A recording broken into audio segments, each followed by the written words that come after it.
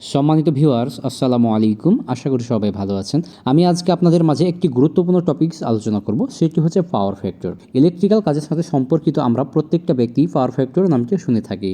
তো পাওয়ার ফ্যাক্টরটা আসলে কি আমরা অনেকে জানি, আবার অনেকেই জানি না। তো আবার অনেকের এ বিষয়ে ক্লিয়ার ধারণা নেই। তো আমি আজকে আপনাদের সম্পূর্ণ ক্লিয়ারভাবে ডিটেলস আলোচনা করব পাওয়ার ফ্যাক্টরটা আসলে কি, ভোল্টেজ, কারেন্ট এবং পাওয়ারের সাথে এর সম্পর্কটা আসলে কি, পাওয়ার ফ্যাক্টরের সুবিধা এবং অসুবিধা নিয়ে আজকের এই আলোচনা। তো বন্ধুরা, যারা আমাদের চ্যানেলটি এখনো সাবস্ক্রাইব করেনি, অনুগ্রহপূর্বক চ্যানেলটি সাবস্ক্রাইব করবেন। তো চলে যাচ্ছি আমরা মূল আলোচনায়। বাসাবাড়িতে আমরা 3 ধরনের লোড ব্যবহার করে থাকি: রেজিস্টিভ লোড, ইন্ডাকটিভ লোড এবং ক্যাপাসিটিভ লোড। তো আমাদের কাছে যে বাল্বটি রয়েছে এটি হচ্ছে মূলত রেজিস্টিভ লোড। এছাড়া rice cooker, water heater, এলডি bulb এবং আয়রনকেও রেজিস্টিভ লোড হিসাবে ধরা হয়। কয়েল দিয়ে যেসব লোড তৈরি করা হয়ে থাকে সেগুলোকে বলা হয় ইন্ডাকটিভ লোড। যে কয়েলটি আপনারা দেখতে পাচ্ছেন একে ইন্ডাকটিভ লোড বলা হয়। এছাড়া AC, fridge, motor, fan, induction চুলাকে ইন্ডাকটিভ লোড বলা হয়। এবং ক্যাপাসিটর দেখতে পাচ্ছেন, এগুলোকে ক্যাপাসিটিভ লোড বলা হয়। রেজিস্টিভ লোডে কোনো পাওয়ার ফ্যাক্টর থাকে না, কিন্তু ইন্ডাকটিভ এবং ক্যাপাসিটিভ লোডে পাওয়ার ফ্যাক্টর হয়ে থাকে। তো আমি আপনাদের বিস্তারিত আলোচনা করতে চলেছি পাওয়ার ফ্যাক্টর নিয়ে।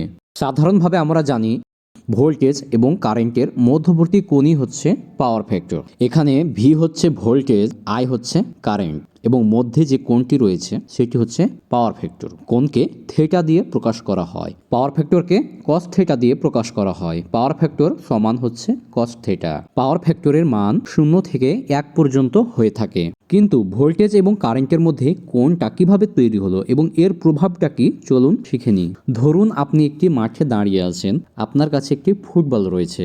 আপনি এই ফুটবলটি লাথি দিয়ে সোজা উত্তরের দিকে নিয়ে যাবেন। আপনি উত্তর দিকে বলটি রাখলেন এবং 5 নিউটন ধাক্কা প্রয়োগ করলেন। আপনি 5 নিউটন ধাক্কা প্রয়োগ করার পর বলটি সোজা উত্তরের দিকেই গেল এবং 10 মিটার চলে গেল। তাহলে এখানে কাজ কত হবে জানেন? এখানে সহজ ভাষায় কাজ হবে 5 গুণন 10 সমান হচ্ছে 50 ওয়াট কাজ সম্পন্ন হবে। তাই আমরা সহজ ভাষায় বুঝতে পারলাম 5 নিউটন ধাক্কা প্রয়োগ করায় বলটি উত্তর দিকে যাওয়ায় 50 ওয়াট কাজ সম্পন্ন হয়েছে। কিন্তু পরবর্তীতে আবার আপনি 5 নিউটন ধাক্কা বলটিকে প্রয়োগ করলেন এবং উত্তর দিকে নেওয়ার চেষ্টা করলেন, কিন্তু বলটি এবার সোজা উত্তরে না গিয়ে বলটি উত্তর এবং পশ্চিমের দিকে চলে গেল। তাহলে কিন্তু আগের মতো আমরা 50 ওয়াট কাজ পাবো না, কারণ বলটি 10 মিটার যদিও গিয়েছে, একই ধাক্কা যদিও প্রয়োগ করেছি। আমাদের টার্গেট ছিল বলটিকে সোজা উত্তর দিকে নিয়ে যাওয়া, কিন্তু বলটি উত্তর দিকে গেল না, পশ্চিম দিকে প্রায় 10 মিটার চলে গেল। তাই আমাদের আগের মতো আমরা 50 ওয়াট কাজ পাবো না। এখানে আমাদের প্রকৃত কাজ হচ্ছে বলটি উত্তর দিকে কতটুকু গেল।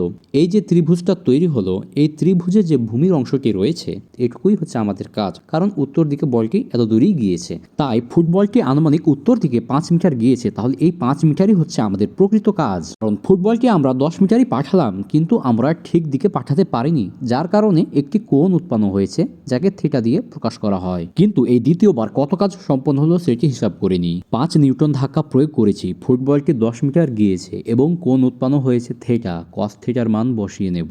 কোণের মান 60 ডিগ্রি ধরে কস থিটার মান 0.5 ধরে নিলাম এবং 25 ওয়াট কাজ সম্পন্ন হয়েছে। তাহলে বুঝতে পারলে নিশ্চয় যে প্রথমে 10 মিটার গিয়েও আমাদের কাজ হচ্ছে 50 ওয়াট, দ্বিতীয়বার 10 মিটার গিয়েও আমাদের কাজ হলো 25 ওয়াট। ভোল্টেজ কারেন্টের ক্ষেত্রে ঠিক একই ব্যাপার। আপনি ভোল্টেজ প্রয়োগ করলেন, কিন্তু ভোল্টেজ বরাবর কারেন্টটা না গিয়ে নির্দিষ্ট একটি কোণে চলে গেল, তাহলে এখানে যে কোণ উৎপন্ন হলো সেটি হচ্ছে পাওয়ার ফ্যাক্টর। এখানে একটি মজার বিষয় হলো, ফুটবলটিকে যদি আপনি উত্তর দিকে না নিয়ে গিয়ে পশ্চিম দিক বরাবরও যদি আপনি 50 ওয়াট কাজ করতে চান, তাহলে দেখুন আপনাকে ঠিক ফুটবলটি এত দূর পর্যন্ত নিয়ে যেতে হবে, তাহলেই আপনি 50 ওয়াট কাজ করতে পারবেন। কারেন্টের ক্ষেত্রে ঠিক একই ব্যাপার। আপনি যদি পাওয়ার ফ্যাক্টর রেখে দেন, তাহলে নিশ্চয় আপনাকে বেশি কারেন্ট প্রবাহিত করতে হবে। তাই আমরা পরিষ্কার বুঝতে পারলাম যে কোনো একটি লোডে আমরা ভোল্টেজ প্রয়োগ করলে যে কারেন্ট গ্রহণ করবে, পাওয়ার ফ্যাক্টর নিম্নমানের হলে অনেক বেশি কারেন্ট প্রবাহিত হবে। পাওয়ার ফ্যাক্টর নিম্নমানের হলে অনেক বেশি কারেন্ট প্রবাহিত হয়, যার ফলে তার গরম হয়ে পুড়ে যেতে পারে। আমরা জানি পাওয়ার ফ্যাক্টর 3 ধরনের: unity power factor, leading power factor এবং ল্যাগিং পাওয়ার ফ্যাক্টর। রেজিস্টিভ লোডে ইউনিটি পাওয়ার ফ্যাক্টর হয়ে থাকে। এক্ষেত্রে ভোল্টেজ এবং কারেন্ট একই ফেজে অবস্থান করে, এদের মধ্যে কোনো কোণ থাকে না। ক্যাপাসিটিভ লোডে পাওয়ার ফ্যাক্টর লিডিং হয়, এক্ষেত্রে ভোল্টেজ এবং কারেন্টের মধ্যে একটি কোণ থাকে। ইন্ডাকটিভ লোডে পাওয়ার ফ্যাক্টর ল্যাগিং হয়, এক্ষেত্রেও ভোল্টেজ এবং কারেন্টের মধ্যে একটি কোণ থাকে। তবে কোনটা ল্যাগিং কোনটা লিডিং পাওয়ার ফ্যাক্টর সেটা কিভাবে চিহ্নিত করবেন, তো ডায়াগ্রামের দিকে লক্ষ্য করুন। ভোল্টেজকে কেন্দ্র করে ঘড়ির কাঁটার বিপরীতে গিয়ে কারেন্ট পাওয়া গেলে তবে সেটা লিডিং, এবং ঘড়ির কাঁটার দিকে কারেন্ট পাওয়া গেলে তবে সেটা ল্যাগিং। এখানে কালো রং দিয়ে চিহ্নিত কারেন্টটি হচ্ছে লিডিং পাওয়ার ফ্যাক্টর ক্যাপাসিটিভ লোডের জন্য। এবার ইন্ডাকটিভ লোডের দিকে লক্ষ্য করুন। এখানে ভোল্টেজকে কেন্দ্র করে ঘড়ির কাঁটার দিকে ঘুরে কারেন্টকে পাওয়া গেছে, তাই এখানে ইন্ডাকটিভ কারেন্টটি হচ্ছে ল্যাগিং কারেন্ট। এখানে কালো চিহ্ন দিয়ে ল্যাগিং কারেন্ট প্রকাশ করা হয়েছে, এখানে পাওয়ার ফ্যাক্টর ল্যাগিং রয়েছে।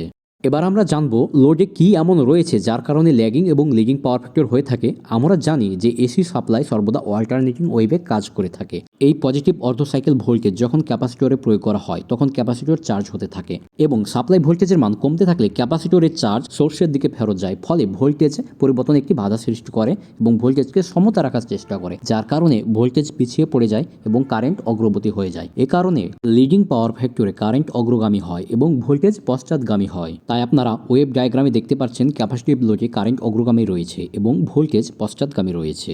একইভাবে ইন্ডাকটিভ লোডে যখন আমরা ভোল্টেজ প্রদান করি তখন এর মধ্য দিয়ে প্রবাহিত কারেন্টে পরিবর্তনে বাধা প্রদান করে। যখন কারেন্ট বাড়তে থাকে তখন ইন্ডাক্টর তার মধ্য দিয়ে প্রবাহিত কারেন্ট বাড়তে বাধা প্রদান করে এবং যখন কারেন্ট কমতে থাকে তখন ইন্ডাক্টর তার মধ্য দিয়ে প্রবাহিত কারেন্টকে কমতে বাধা প্রদান করে, ফলে কারেন্ট পশ্চাৎগামী হয় এবং ভোল্টেজ অগ্রগামী হয়। তাই কারেন্ট ভোল্টেজের পেছনে থাকে। একেই ল্যাগিং পাওয়ার ফ্যাক্টর বলে। ইন্ডাক্টর ওয়েভ ডায়াগ্রামে আপনারা দেখতে পাচ্ছেন ভোল্টেজ অগ্রগামী রয়েছে এবং কারেন্ট পশ্চাৎগামী রয়েছে, ফলে এখানে ল্যাগিং পাওয়ার ফ্যাক্টর হবে। পরবর্তী টপিকসে আলোচনা করব পাওয়ার ফ্যাক্টর কিভাবে ইমপ্রুভ করা যায়। ভিডিওটি আজকে এ পর্যন্তই। ভিডিওটি ভালো লাগলে অবশ্যই লাইক, কমেন্ট, শেয়ার করবেন এবং চ্যানেলটি সাবস্ক্রাইব করবেন। কোনো প্রশ্ন থাকলে অবশ্যই কমেন্ট করে জানাবেন। ভিডিওটি সম্পূর্ণ দেখার জন্য আপনাদের অশেষ ধন্যবাদ।